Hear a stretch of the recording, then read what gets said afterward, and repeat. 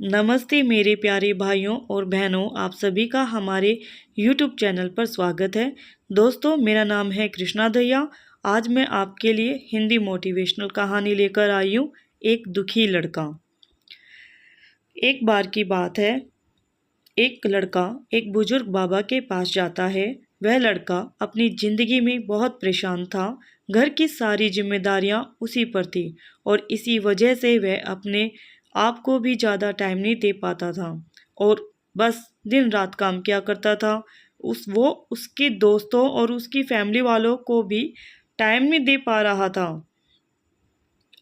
उसके जो दोस्त थे वह घूमने जाया करते थे, लेकिन वह नहीं जा पाता था और इसी वजह से उसकी खुशी छिन सी गई थी।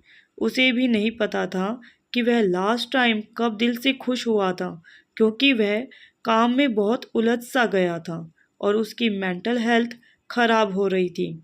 एक दिन वह एक बुजुर्ग बाबा के पास जाता है और उन्हें सारी बातें बताता है कि मैं बहुत परेशान रहने लगा हूँ, खुद को भी टाइम नहीं दे पा रहा हूँ और जब मैं खुद के लिए टाइम निकालने का सोचता हूँ तो मुझे अपनी जिम्मेदारियाँ याद आ जाती हैं। मैं पागल सा हो गया हूँ। अब आप ही मुझे कोई रास्ता बताइए। वह बुजुर्ग बाबा उस लड़के को कल नदी के पास आने के लिए बोलते हैं। वह लड़का जब कल नदी के पास जाता है तो देखता है वह बुजुर्ग बाबा पहले से ही वहाँ उसका इंतजार कर रहे थे। लड़का बाबा से कहता है, बताइए बाबा, अब मुझे क्या करना है।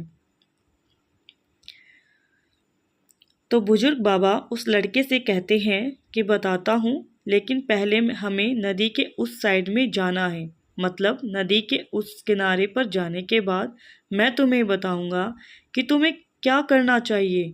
लड़के को उनकी बात समझ नहीं आई कि नदी के उस किनारे पर जाने के बाद ही क्यों बताना है, लेकिन फिर भी लड़के ने बाबा से कहा, चलिए फिर हम नदी पार करके नदी के उस किनारे पर चले जाते हैं। तभी बाबा ने उसे कहा, ऐसे नहीं, हम उसी किनारे पर तब जाएंगे जब इस नदी का पानी सूख जाएगा।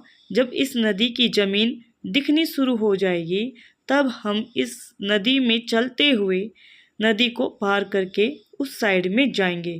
लड़के ने बाबा की तरफ देखते हुए कहा, बाबा, आप ये क्या बोल रहे हो? जब इस नदी का सारा पानी सूख जाएगा तब हम यह नदी पार करके उस साइड में जाएंगे? तो शायद ऐसा कभी नहीं होगा, पर हम उस साइड में जा ही नहीं पाएंगे। यह बात बोलते हुए वह लड़का समझ गया कि बाबा उसे क्या कहना चाहते हैं।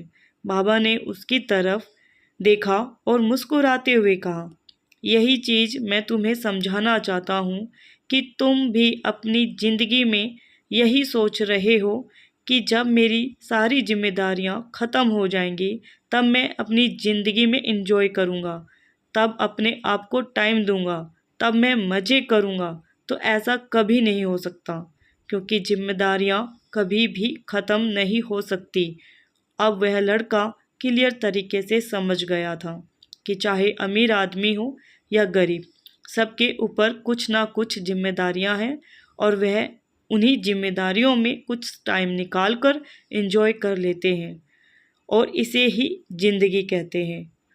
तो दोस्तों, आपको ये कहानी से हमें यह सीख मिलती है कि ज़िंदगी बहुत छोटी है। दोस्तों, इस कहानी से ये सीख मिलती है कि ज़िंदगी बहुत छोटी है, टाइम बहुत फास्ट है। तो अपनी ज़िंदगी के हर मोमेंट को एंजॉय करो, नहीं तो टाइम निकल जाएगा। दोस्तों। और आपको ये हमारी हिंदी मोटिवेशनल कहानी कैसी लगी दोस्तों, कमेंट करके ज़रूर बताइएगा। अगर ये कहानी आपको अच्छी लगी हो तो प्लीज़ लाइक शेयर एंड ज़रूर कीजिएगा। और अपना बहुमूल्य समय देने के लिए धन्यवाद दोस्तों। आपका दिन शुभ हो।